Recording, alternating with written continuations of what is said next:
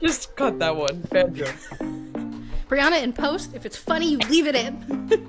Alright. This is where I momentarily get nervous because this is so ridiculous. Announcer? Yeah. Oh, this is the most ridiculous segment we do. Alright. To a new level of So Jets. Like, how can something be to a new level of So Jets when the butt fumble exists? Because you're so right. I'm really now determined. I'm really trying now to decide which is like the new high level. What's the new end of the spectrum? Because I don't know. I had to listen to Aaron Rodgers for like 8 months. Not actually, but that's what it seemed like. Anyway, formation. I feel really gross. And it's not just because my AC is currently broken. So if you're watching on YouTube, I apologize for how sweaty I might get during this recording. I'm also fanning myself at the moment with my notebook that has lots of F1 stickers that Nicole made me. But that's not why I actually feel gross. I feel gross because I put my butt on a couch this Sunday at 9:55 a.m. Pacific time and did not get up more than 8 times until the clock hit 0 on the final game of the late window at 4:25 because football is back. Sweaty.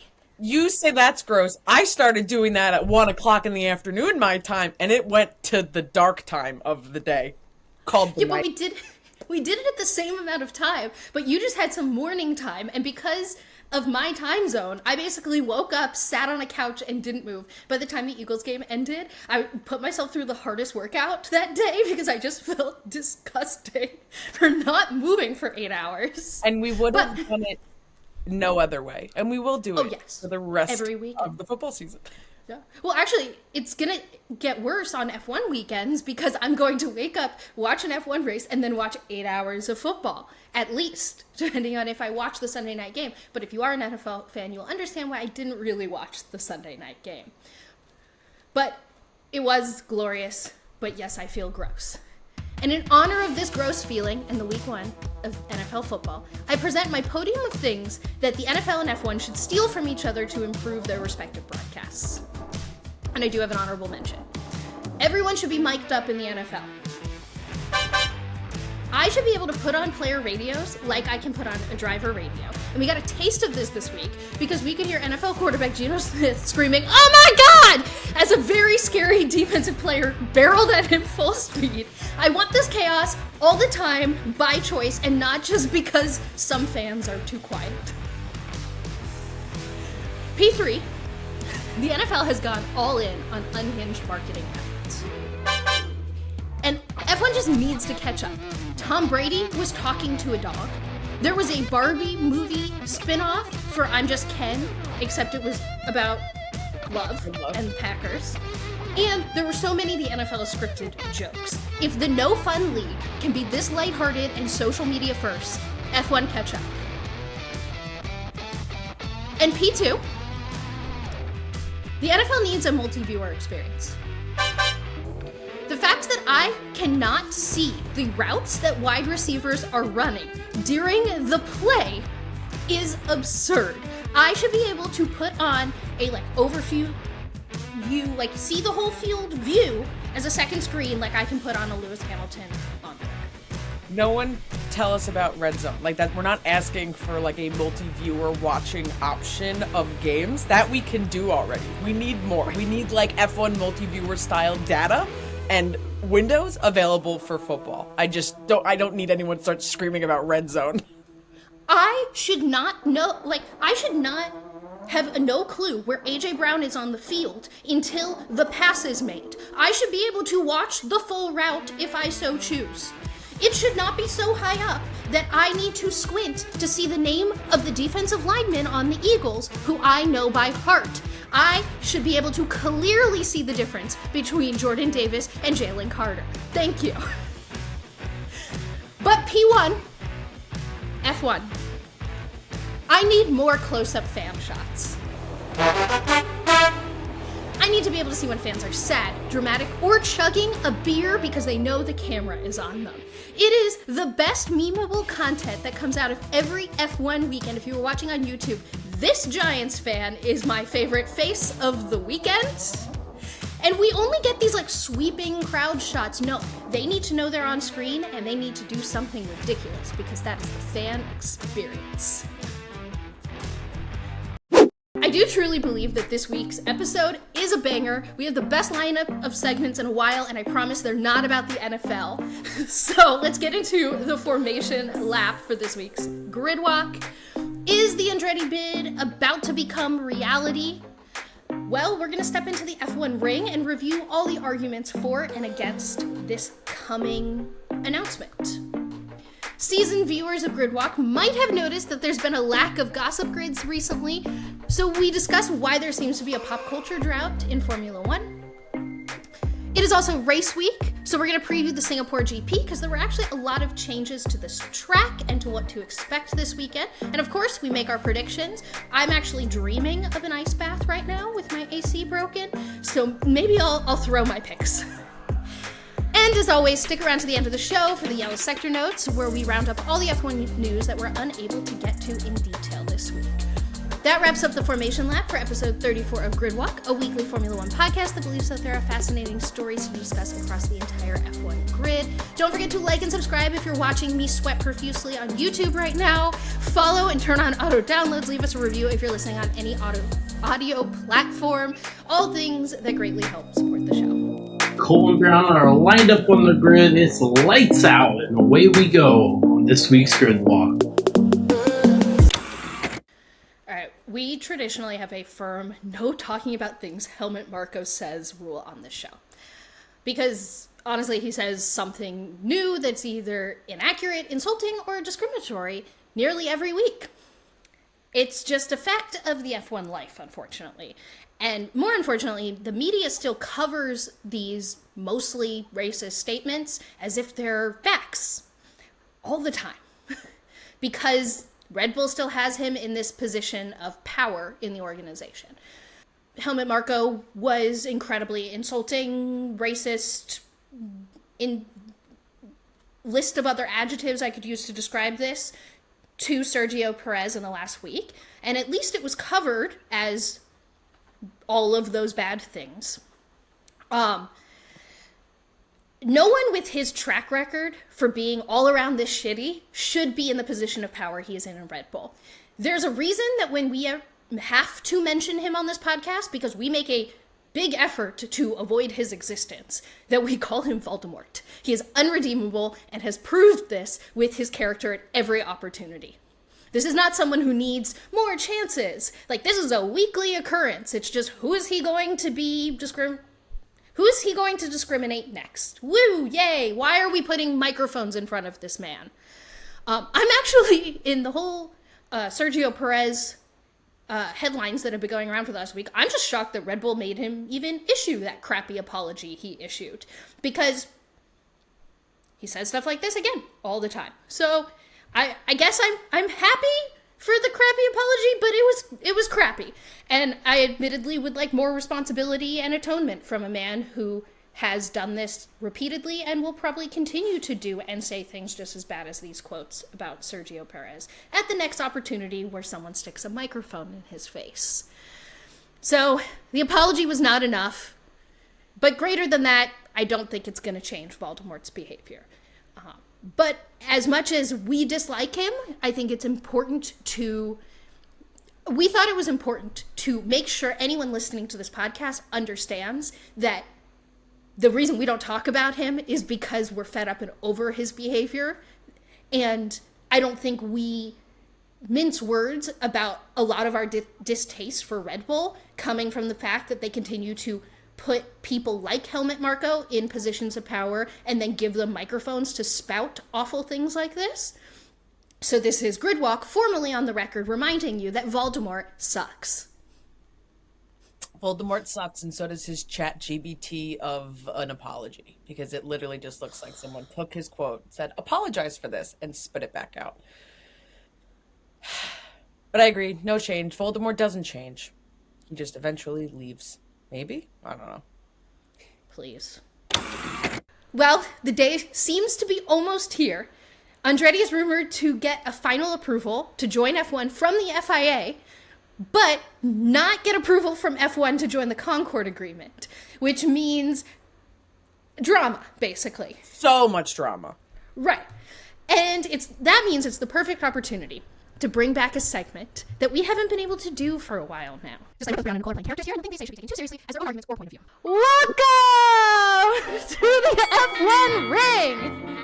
You could be anywhere in the world today, but you are here at the Grid Walk Arena, and for that, we thank you. We believe that this is going to be a particularly juicy battle for you.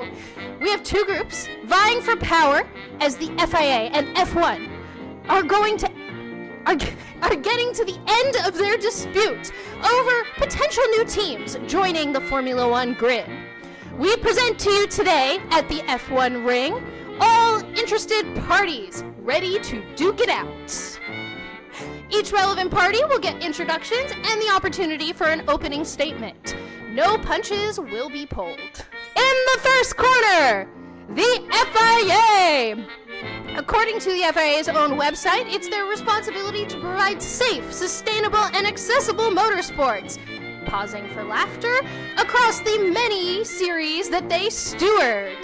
Despite frequently failing to provide a safe environment, they've decided to make a power play by opening the process to add new teams to the F1 grid against the wishes of their partners, both F1 management and the F1 teams. Reminder, the FIA makes a flat fee for every driver and team added to the sport. More teams means more money for the FIA, no matter the product on track. Additional reminder, earlier this year, the FIA president was told to shut up and go away because he couldn't stop being sexist or discriminatory against most people. There should probably be more disclaimers and reminders for this introduction, but okay, FIA, you can make your opening statements now. Hello, ladies, gentlemen, people here listening to Grid Walker and Walkers, or whatever you like to call yourselves. We are the FIA. We are here to ensure the proper regulatory occurrences of all motorsports, but we just seem to really love paying extra special attention to Formula One, as everyone suddenly seems to be doing. So we're trying to do this for the fans. We're thinking about everyone trying to enjoy this, all of motorsports, not just Formula One. But we're gonna really just be focusing on Formula One because we're just really good at doing that and ignoring everywhere else. But don't we think F1 fans would like more drivers, a new engine manufacturer? We're just growing everywhere, so much growth, so much growing that you just need more.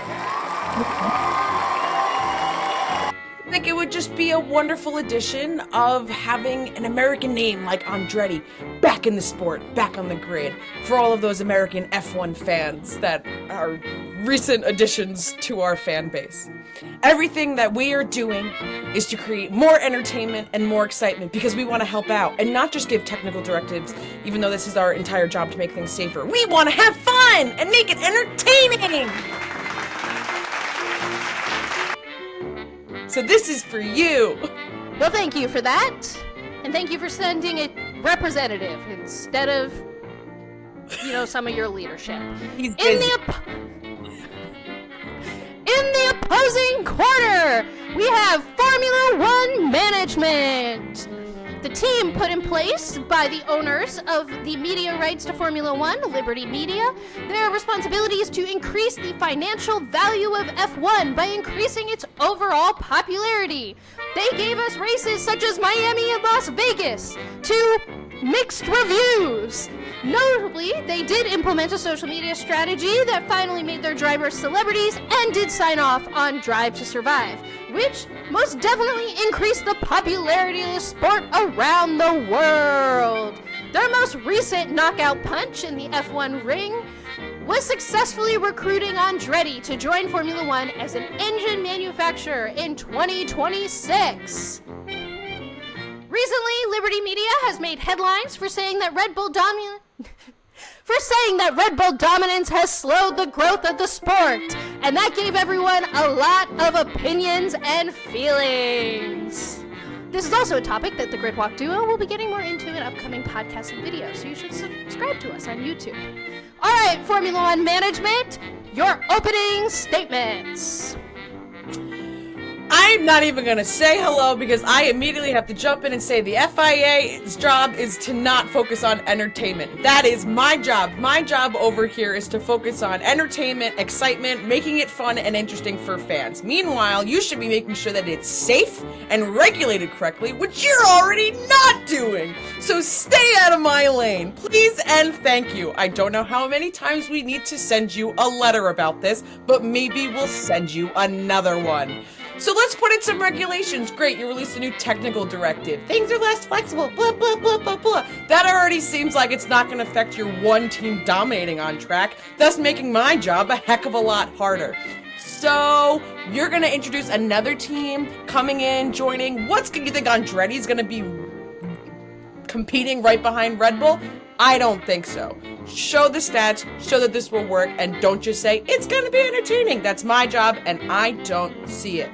Also, GM isn't making the engine, not a new engine manufacturer, so shut up about GM and Cadillac being a part of this deal. Both of our challengers today have brought some supporters. We will start with an FIA supporter, and though it might be hard to follow that up. So let's talk about the newly named Andretti Global. Led by 1991 IndyCar champion Michael Andretti and his father Mario, the 78 F1 world champion and 4-time IndyCar champ. Definitely some racing royalty here. Just this month, Andretti Automotive rebranded to Andretti Global, kind of hinting to all of us that this F1 ring here might be coming soon.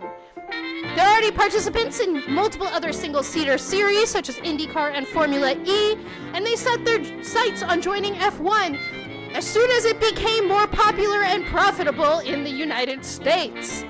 After failing to impress F1 into letting them buy an existing team on the grid, Andretti have partnered up with General Motors for a flashy, glorified sponsorship deal, partnering with the FIA as a bid to become the 11th team on the grid. Andretti, your opening statements in support of being allowed to race in F1. Hello, I am a representative of the Andretti family and Andretti Global. Thank you so much for having us here and inviting us to be part of the discussion. It really just shows how much everyone really wants us here and definitely really feels that we deserve to be continuing to grow our presence within motorsports. Now, there's a lot of speculation, and I'm not going to say that our entire rebrand from Andretti Automotive to Andretti Global was to maybe have a more appealing name when we're on a global platform like Formula One, but I'm not saying it's not because of that. We have an incredibly passionate family that, as the announcer has stated, is motorsports racing royalty. And this organization is coming in with partnerships of other incredible automotive royalty like General Motors and Cadillac, which we clearly have heard everyone is very excited about. And with this continued, unbelievable, seeing absolutely no slowdown in interest at all, still growing, unbelievably explosive American fan base, you want another, not trying to ignore Haas here, really powerful American-based team in Formula One, because America! Also, we will give you more drivers, which everyone wants, and everyone would be really happy about, because more drivers just means more, and more is always good, and definitely has nothing to do with slower cars, or slower drivers, or underperforming absolutely anything on the grid. More is more, and more means more money, and more just means good, and just more money, and not ignoring that adding another team would just cut prize money down, because we're not talking about that money. We're talking about big money. Thanks! Can't wait to see you on the grid. I mean, next time. The FIA has also brought a second supporter group to the ring today. The Alpine Formula One team, which is also the Renault engine manufacturer. They really like rebranding. Whatever you want to call them, that's who they're here today.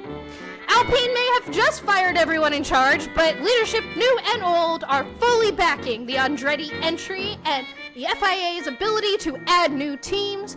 They're the only current engine manufacturer on the grid without a single customer team. And so they're not only willing to provide engines to any new teams, they are required to. Alpine, who's ever in charge and could be here today, I guess the floor is yours. Guys, this is like really embarrassing and we really need so much help. Ryan Reynolds is suddenly investing in us and we're so bad. We can't even get out of Q1. So please, we need more customers. We need data. We need help. So now we're just begging. We're not even here to make a statement. We are begging and begging and begging. We need help. Someone help us because we don't know what we're doing and no one works here anymore. And last but not least, before we get this fight started, we have the supporters that Formula One brought, the 9 other Formula One teams. You all know them. You might not be used to them working together, but this is the other remaining teams. Join me in welcoming their spokesperson, who unfortunately had to listen to all 9 team principals and get their, I'm sure, very calm and rational opinions to be here today. You have the floor.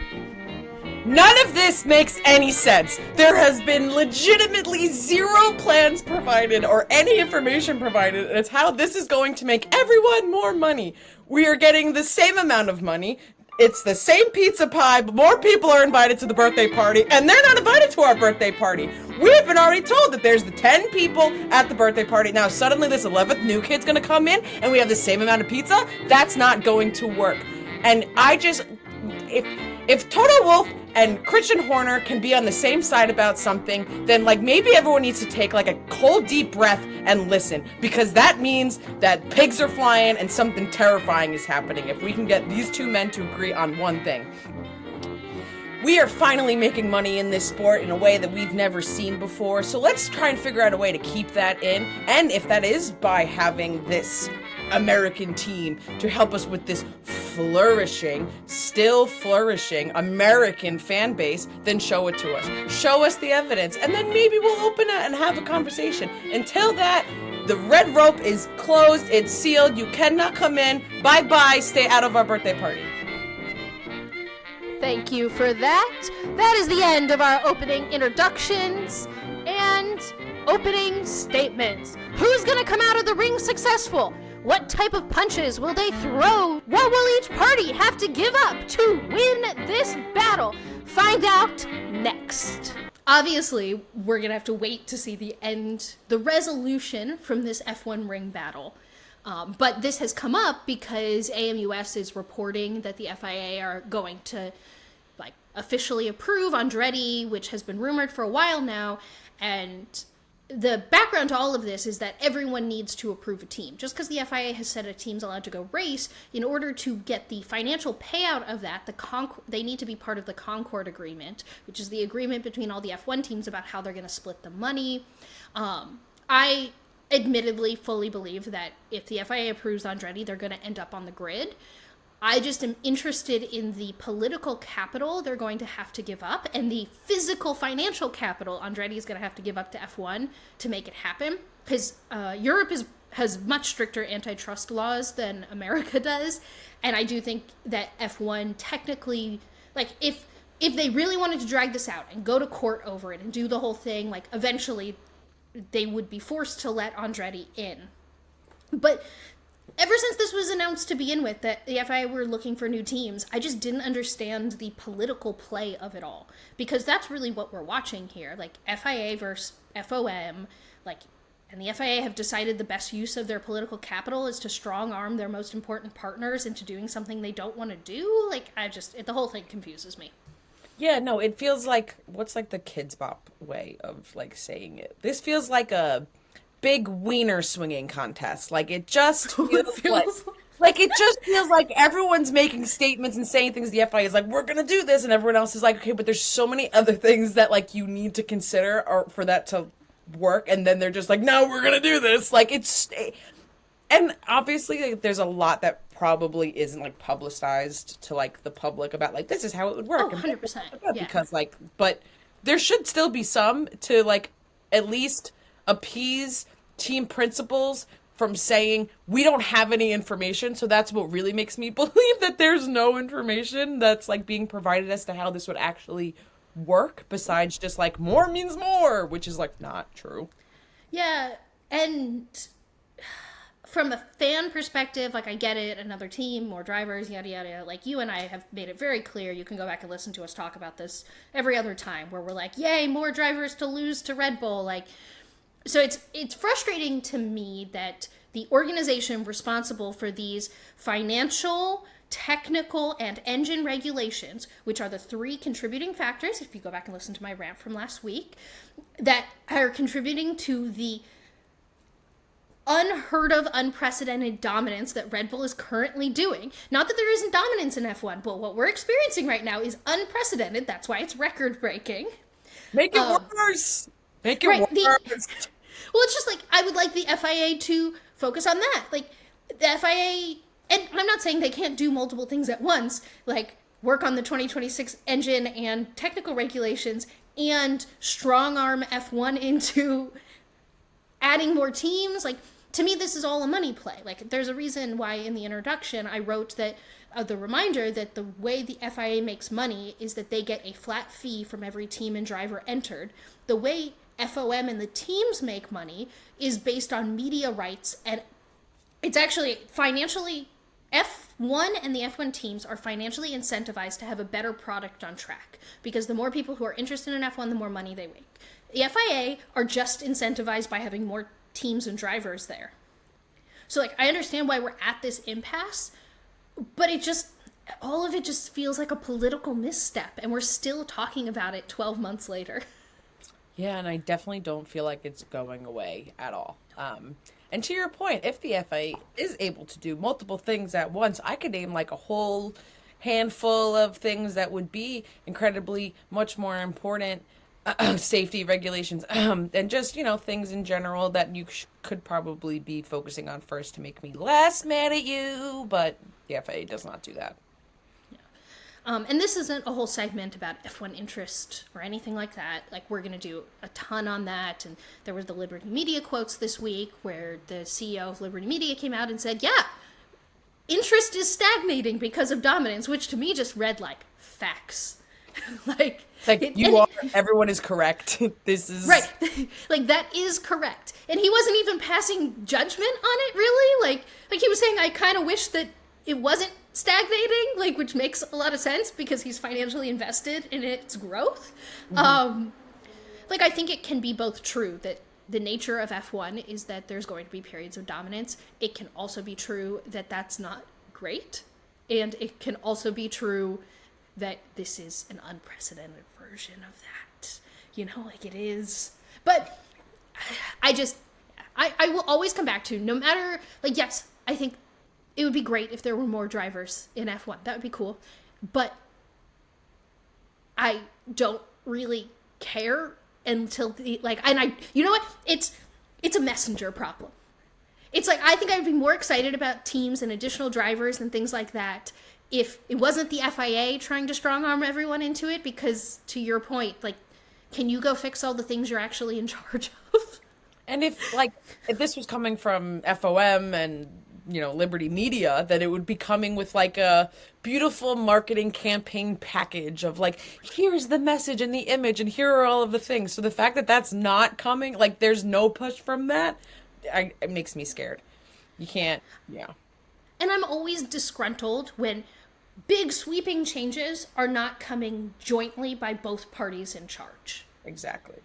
So, yes, the cost cap didn't work out, in my opinion. I don't think it was a good idea. But it seemed very clearly that it was this joint initiative from the regulatory and the marketing business side of F1, that they are like, hey, could we make an effort to try to improve the sport? And they tried. And it didn't work out. But it came from both parties. It was relatively organized.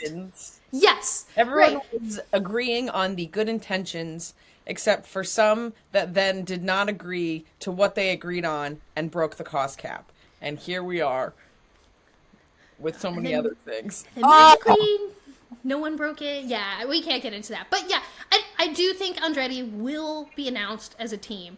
I'm excited to see how much financial capital they have to pay, and I'm excited to get a trickle out of what the FIA had to give up in order to get this success. Time will tell. Okay, so it's been a minute for Yeah, there has been a Gossip Grid, and it's not because I quit Gossip Grid. I love Gossip Grid. It is one of my favorite segments to do. So real quick, because I don't want to get too into this segment. If you're a newer Grid Walk listener, you probably don't know what Gossip Grid is, and it's a segment where Nicole breaks down the week in the intersection between pop culture and F1. So this could be celebrities that show up to a race, it could be new partnerships and deals that are struck, media coverage of F1, basically anything where F1 intersects in like the rest of people's lives. Like if you're not crazy about F1 person in your life calls you up and is like, why is Meg the Stallion on the F1 grid right now? Why is LeBron James there? Why did someone think that Patrick Mahomes or that basketball player was Patrick Mahomes? Like, but also like, oh my God, Lewis Hamilton was at Paris Fashion Week. That is Gossip Grid, and it is one of our favorite segments, and we've been trying to do it every week. And every week I call up Nicole and I'm like, so can we do a Gossip Grid this week? Is there enough going on in pop culture? And then she sighs and goes, no. There's a couple of different reasons as to why I think that there's been like a lull in pop culture within Formula One.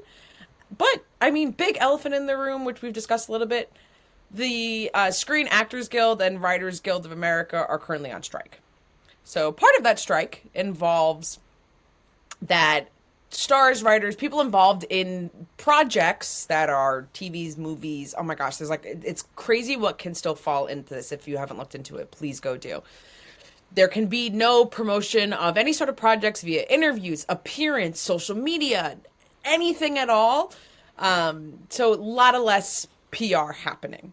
So before we dive into how that affects F1, I think, speaking for both of us, writers deserve to be fully compensated for their work, benefit from the profits of their creativity, being properly compensated, because when you're having writers that create content that makes billions and billions of dollars and they're getting paid $25,000 for their one-time fee, the way this is just not functional. It's not working. These large organizations can do so much better, and or else we're all just going to suffer in the long term. Yes. We are both very pro-union, pro-strike. Please pay your actors and writers fairly. Give them what they want. There's a ton of really great resources and information on this. We'll definitely leave some in the description of this episode if you would like to go support all of that. You'll also notice that there's been a serious lack of us talking about TV shows and movies and things that we normally like, and that's because while we are not members of SAG or the WGA, we don't want to promote struck work if we don't have to. In order to be as pro this strike and supportive of it as we can. There's like one particular film that if we were able to be speaking about, I think maybe in a year, we just have a whole themed episode because it's a missed opportunity. Yes. But support of the strike. And there's a TV show. Yeah, there's a lot going on right now that is like very in our wheelhouse, but we're not talking about it.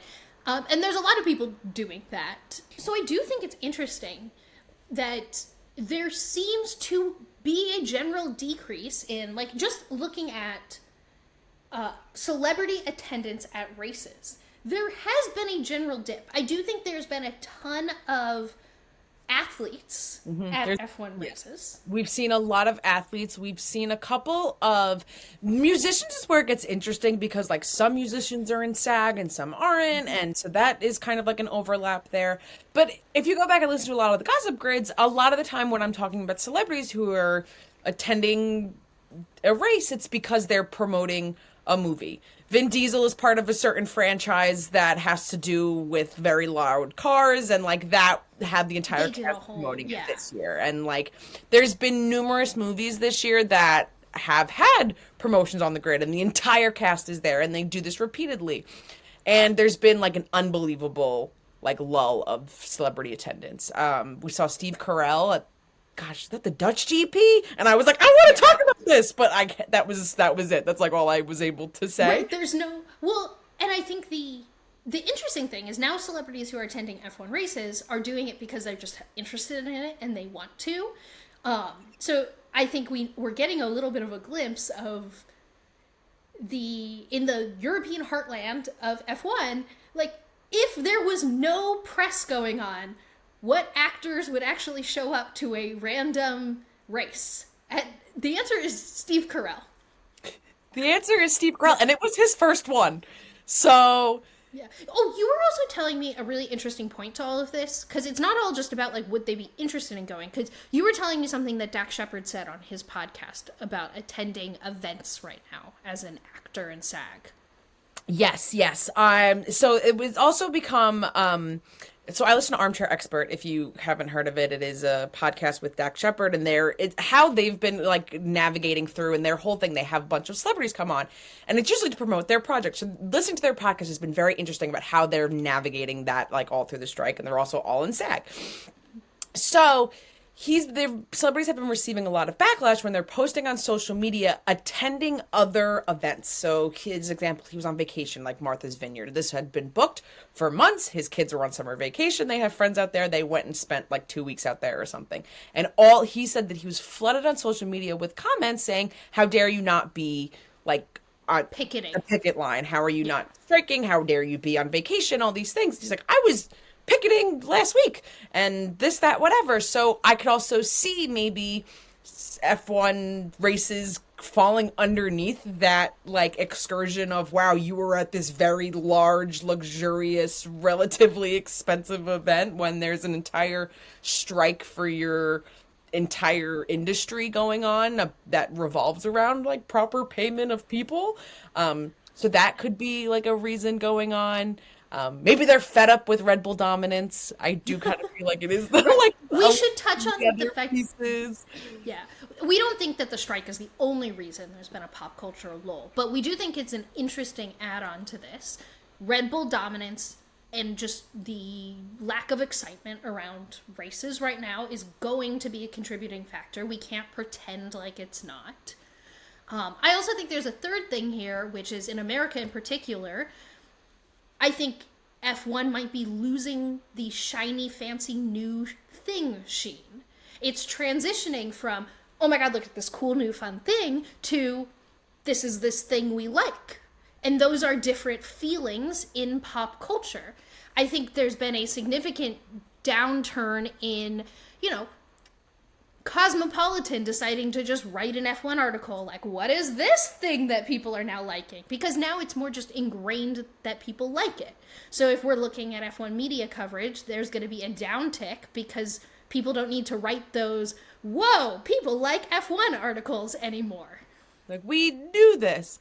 It will be, for so many reasons, I would like the strike to be over and fall in the correct favor and everyone be compensated as they should be very quickly. But I really hope it's settled by Vegas because I want to know every bit of promotion. I want to know, what movie, there has to have been, months of planning of people going to this race, and I'm sure it's going to be an unbelievably celebrity-studded event. So I'm not anticipating there not to be a Gossip Grid after Vegas. I'm anticipating it to probably one of the biggest, but I definitely think there will be some kind of effectives of attendance or whatever activations go down.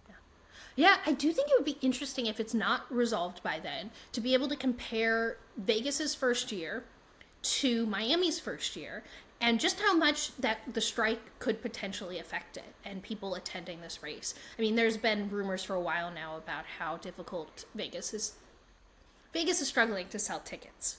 So I'm intrigued about Vegas for a myriad of reasons we can't get into now. But I think in summary, there hasn't been Gossip Grids because there hasn't been a lot of pop culture. There's a bunch of reasons why F1 hasn't been as ingrained in pop culture as it has in years past. But the good news is there was enough that happened this week, and we have a Gossip Grid again this week! Surprise! The conversation about where has Gossip Grid been ends with a Gossip Grid! I'm so excited! All right, let's get into it. Hey, podcast listeners. Gossip Grid here, your guide to F1's paddock elites. Absolutely everything you need to know about Formula One and pop culture. It's been a little bit of a lull, but we are back. And we got quite a few things to talk about. I have scoured the internet in every way possible to give a well-developed Gossip Grid because we deserve one after this drought. So So I have to start off with something that means a lot to me, but maybe not related, maybe not be as important to a lot of other people, and some people might not know who this is. One of my favorite content creators, YouTubers, streamers, whatever you want to like label his job title, Julian Solomita. He is also so incredibly lucky to be married to Jenna Marbles. Has recently entered his F1 era. It has come up in streams. It has been mentioned several times. He was talking about Monza on a stream last week. And he's also recently started to play Sims. Now, I'm not going to get into how and what happened in his sim house, but a baby ended up in the sim house, and he renamed the baby to Max Verstappen. So now there is a blonde sim baby named Max Verstappen in Julia Solomita's sim house. I will keep you updated on how the baby develops. Now, we were just talking a lot about the strike and everything like that, so here comes a little bit of a gray area. A lot of my previous Gossip Grids were talking about the Brad Pitt F1 movie with Apple TV. It was filming, and then it was not filming. It had stopped filming, but sorta hasn't. There were a couple clips being filmed last week at Monza. It's possible that the people being filmed are not part of SAG, but that's a little bit unclear. But I'm really only bringing this up because I need to show Briana, if she has not seen already, they were filming a pit stop for the movie. And if you have not seen the tweet from F1 Trolls Twitter, they filmed this entire pit stop. I'm sharing my screen, and we'll put the link in the doobly-doo so that people can find this or go on your Twitter or wherever. But here we go. Here is the pit stop bird's eye view of the Apex GP team. Now look at the tires. Look at the tires. Roll past the tires and don't go on. They never changed the tires in the pit stop. It's very weird. It's very fascinating. Editing it in post, I don't know. We're being talked about how this film is supposed to be like unbelievably legit and like really authentic. And we couldn't even film like an actual pit stop. I don't know. Pit stops are hard, but film an actual team doing one. Like, I'm getting too picky about this. It's also, I've just watched it so many times. It's weird. It's so weird. Because they lean in and they touch. But I know. So, whatever is happening with the movie, if it's filming, if it's not filming, please, pay people efficiently and also change tires at pit stops. I don't know. All right, now we're into our branded content alert. This is where I rapid fire a bunch of new official branded content that we're seeing from our F1 drivers being brand ambassadors and just entering like really cool, different marketing endeavors because that's our favorite thing. Lewis Hamilton's done new pictures from Rimowa for a luggage campaign. Zhou Guanyu has done a whole bunch of new photos with Lululemon, and they're some of the sickest campaign photos I have seen them ever do. Oh my gosh, Checo and McDonald's are releasing a collaboration called the Checo Menu. Specially branded cups and bags, and if you look at the cups and bags, the number 11 kind of just looks like the number 1. I'm just saying, it's pretty obvious. The meal includes a hamburger that's created especially for this collab, a beverage, 2 orders of fries. The picture has 2 orders of fries, and you get 2 orders of fries with the Checo Menu. What size fries? They look like medium to me. This also appears to be like McDonald's Mexico, so the sizing is completely out of my American brain wheelhouse of food sizes for other places. So it's definitely smaller than if it was in America. I just want to know if this is like a girl math thing where it's like, oh, you could just order the large, but actually if you order 2 mediums, it's the perfect amount of whatever it is, because that's some serious girl math in my opinion, and I want to know what the rationale is. Yeah, I have a lot of questions, but I think just 2 orders of fries, what a magical thing. I also just want to imagine that like Checo he orders 2 fries. It's like his car fries for the way home, and then like the fries for when he's eating his actual meal. I can get behind that. Car fries are important. You gotta have car fries. Special edition included in this menu, every single item, I'm assuming besides the soda, has local spices, tahini, beans, lime, jalapenos, a bunch of other things to make it a little bit more like that Mexican flair, which is really cool. Checo has also announced a deal with Ruffles and has a special thing happening with Kit Kats and Nestle right now. Can you tell that the Mexico GP is coming up? Because I can, even though it is weeks away. Williams Racing and Golf merch. Oh my goodness gracious. After the fans have voted for the bolder than bold Golf Williams livery for Singapore, Japan, and Qatar, they are now making it merch. So they want F1 fans that have voted to select this livery to now buy merch that matches the livery they selected.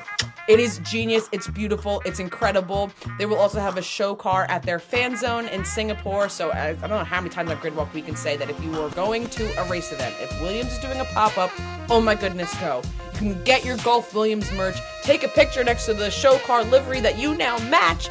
Unbelievable, so great, can't wait to see it. It looks really cool. I love, Golf livery is a great ode to racing history.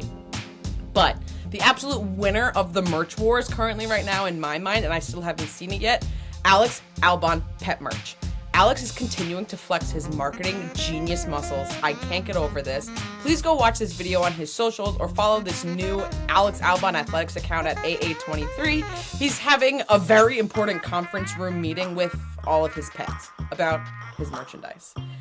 We're getting Alex Albon merch soon, and I'm hoping that one of the items at least has all of his pets' faces on it. But it is such silly, chaotic content. Please go check it out if you haven't already. And wrapping up, a little bit of big things I just couldn't let go. I am a major Swiftie, if you can't tell from everything happening behind me, or if you've never listened to the show before. So my world was absolutely rocked when I got to hear Daniel Ricciardo singing his favorite Taylor Swift song, Our Song. And oh my goodness, he definitely knows the words. It was completely out of nowhere, off the top of his head. And he also exercises to Olivia Rodrigo while singing Driver's License. Fernando Alonso has claimed that Taylor Swift is in his top 3 artists on Spotify, and I will say nothing else about that, and no one say anything else to me about that. George Russell has attended the opening Rugby World Cup with the Enos Chemical Company. I don't know. Chemical companies are sending George Russell to the Rugby World Cup. And last, I have a big question for all grid walkers out there. Lando Norris has brought back Lando.jpg, JPG, whatever you want to call it. As part of the Gridwalk Friendship Bracelet watch, I have noticed in his most recent posts, he has a friendship bracelet on, but I can't read what it says. I'm able to make out one word says this. I don't know what the rest of it says. So I need some Lando fans to tell me what his friendship bracelet says, because it looks like it's long. Well, that was an unbelievable, very bold, jam-packed return of Gossip Grid. And it felt very good to be back, and I hope everyone enjoyed it, and I'm really gonna do my best to not have the same lull as we had previously. So I'll see you next time on Gossip Grid. Round of applause. Welcome back, Gossip Grid. Race week! Yeah! It's a Singapore GP this week, which is generally a fun... It was the original F1 night race. So now there's other races that happen at night, but this one's still branded as the F1 night race. This race and the Japanese GP the week after are like 2 of my bucket list races in life. Like, it's just so cool. We can complain about street tracks all we want for the actual racing, but like for attending a race, really cool. So there's a couple things you should know going into this race. The number one thing is there is a new track layout for the really exciting reasons of it is a street race and there's construction going on. Ooh, how interesting. So what was previously turns 16 through 19 has now become a straight. Really what that means is, one, there's some safety concerns because with straights, that means you're picking up more speed. I don't think it's going to have a massive effect on any characteristics of the track, but there's a couple less turns. Up on the YouTube video right now, you're probably looking at, because I put it there in post, an image of like where it was before and what it looks like now. So yeah, new track layout. First time in this track layout. I do believe the intention is after all the construction in Singapore goes back to normal. It might be a couple years they'll return to the original track layout, unless this one for some reason is a banger. Other thing you should know about Singapore is that this track and this race was introduced in 2008, and it has a 100% safety car rate. There has never been a race without a safety car at Singapore. So I'm sure there's some incredible betting odds on both sides of that if you would like to go do that. But I personally think this race kind of needs it, so I hope that its 100% safety car rate increases or continues at that clip. Yeah. Whew. This track is very different to Monza. So the straight line speed effect that we saw at the Italian GP with Ferrari having a really great race, we're probably going to flip back where it's more of an Aston Martin, McLaren, Mercedes versus Ferrari for this specific track. Also, it's not super engine dependent, which means Alpine should have a better weekend because they don't need to just cry about how bad their engine is. Yeah, so very different than Monza, much closer to the Dutch GP. Pirelli has brought its softest tires again, as it probably should for almost every race between now and the end of the season, because we're still dealing with this issue where the tires really don't degrade. But yep, softest range of tires again. I'm going to be disappointed at every race for the rest of the season where Pirelli doesn't bring their softest tires. I will point out also that this is a rear limited track. So you're going to see higher wings, and the teams that struggle at other rear limited tracks like Silverstone will struggle here. And last but not least, this is one of the longest, if not the longest, pit stop delta on the entire F1 circuit, which means, if you don't know what that means, it basically means that the time from when you enter the pits, so remember, when you enter the pits, you have to slow down. So the time from doing that to leaving that, you lose the most amount of time versus any other race. Now, everyone's dealing with that same problem, so it's not like, oh, Red Bull is losing less time. Well, actually, Red Bull is losing less time because normally their pit stops are faster. But, like, the things around the controllable pit stop, it just means that the teams are going to desperately try to do anything but, like, pit. So this will be a one-stop race unless something chaotic and crazy happens.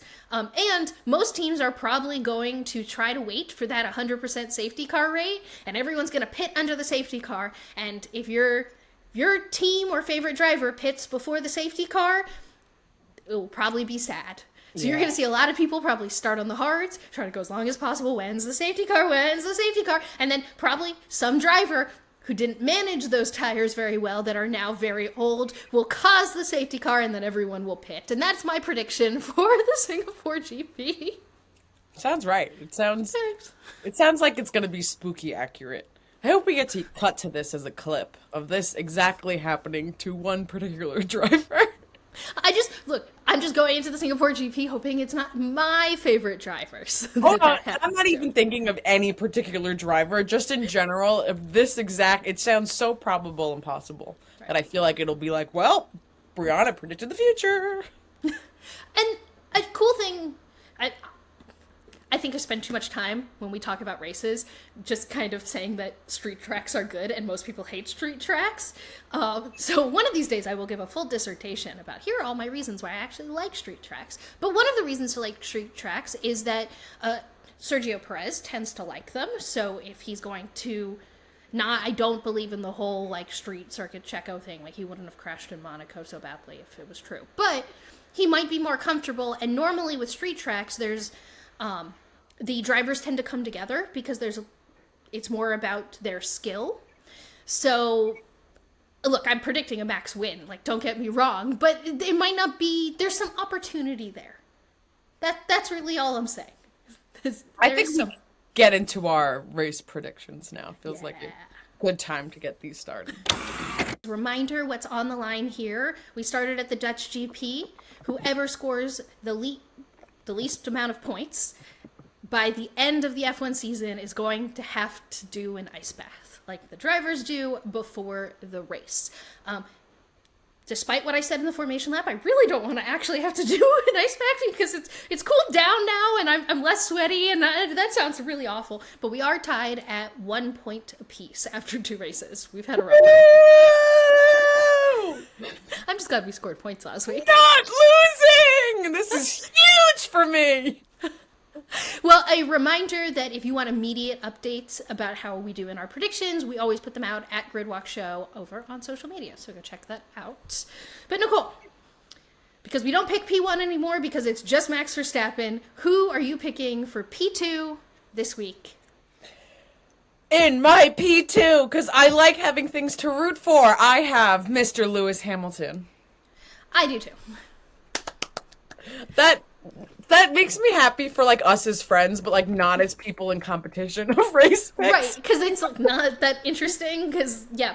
Well, I have P3 as Mr. Fernando Alonso. Do you have P3? Oh, my goodness, here we you? go. Did both of us just not want to pick Checo because you think he's going to, like, I did not pick... Okay, yes. I have Fernando Alonso in my P3, because I'm like, Checo's going to screw up quali, and I don't think this is going to happen. So cool.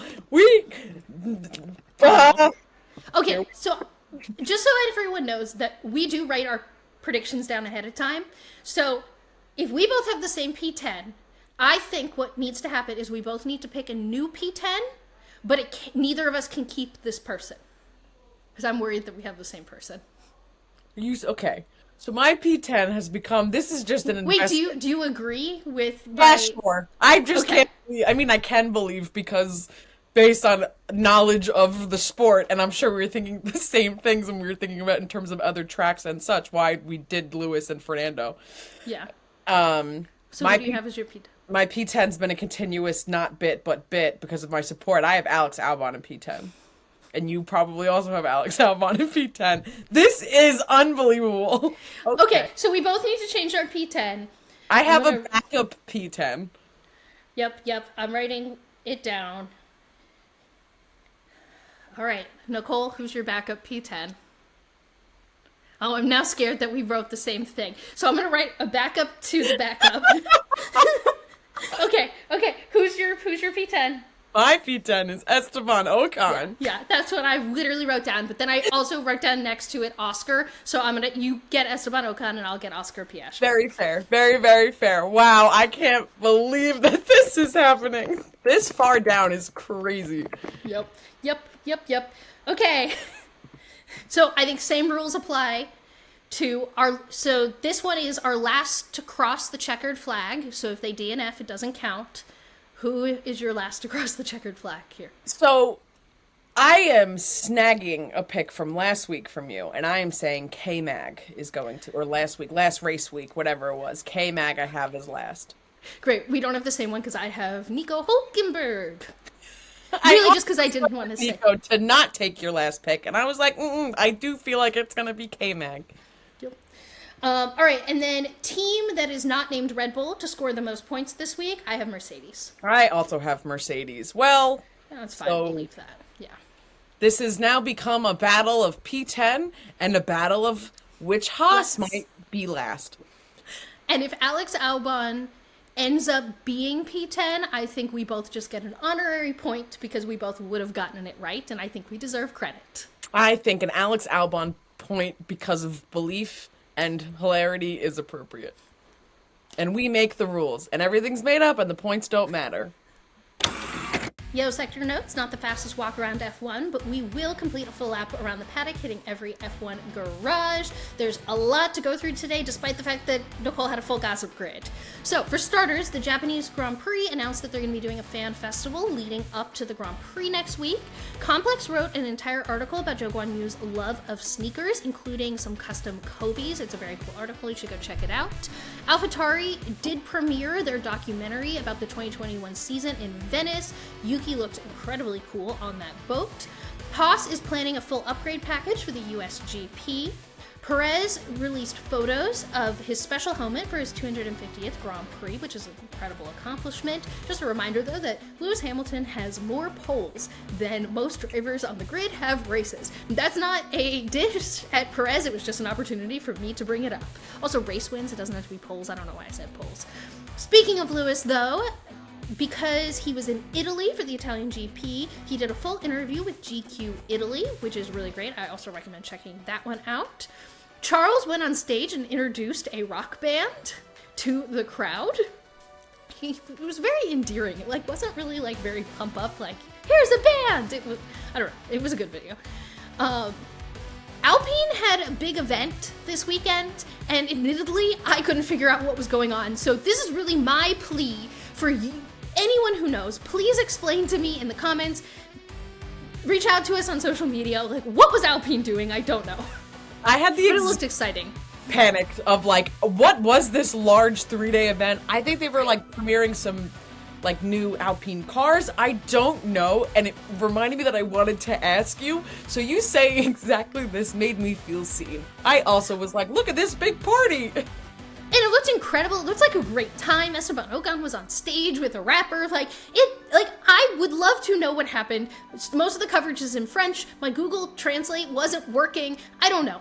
And by wasn't working, I mean like it was translating, but the translations weren't telling me what. So someone please tell me. There was no C translation option. Right. I don't know. I was actually copy and pasting things into the actual Google Translate because there was no translation option, and I still couldn't figure out what was going on. F1 in Schools announced that they had a record number of entries this year. Red Bull is giving away what they're calling the Daniel Ricciardo Road Trip giveaway to their Paddock Club members.